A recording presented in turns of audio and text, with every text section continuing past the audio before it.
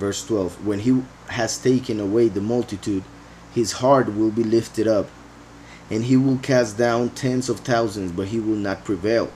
For the king of the north will return and muster a multitude greater than the former, and shall certainly come at the end of some years with a great army and much equipment.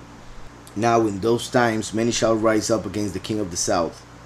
Also violent men of your people shall exalt themselves in fulfillment of the vision, but they shall fall.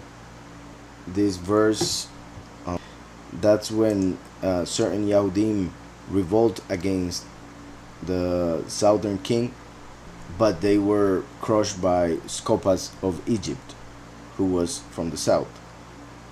Now in those times many shall rise up against the king of the south. Now, I just wanted to say something since I just read that. I wanted to check at the very beginning, but I didn't. Like we read in the previous chapter, and as we know in scriptures, the chapters were added later. In chapter 10, it was pretty much Mashiach talking, and he said, "No one upholds me against this except Michael, your prince." So now, also in the first year of Darius the Mede, even I stood up to confirm and strengthen him. So that is Mashiach still speaking.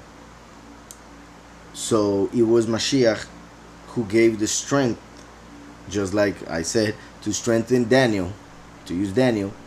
But now Mashiach is mentioning him strengthening the king Darius. Even I stood up to confirm and strengthen him. And then continues, and now I will tell you the truth, like what is written in the scripture of truth, like we saw in previous chapter. I said that because now in this verse we can see that is Mashiach revealing everything that would happen with the king of the Greeks. So it says, now in those times many shall rise up against the king of the south, also violent men of your people. So is Mashiach speaking to Daniel. Violent men of your people, Israelites, shall exalt themselves in fulfillment of the vision, just to fulfill what is written. And this has to do with what started happening in the time of the Maccabees. Pretty much, yeah. Well, in the Maccabees we see much of what is written in this chapter being fulfilled.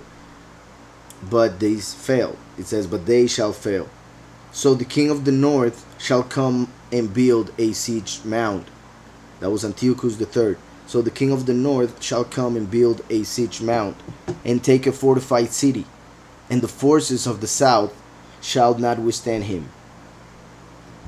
Even his choice troops shall have no strength to resist.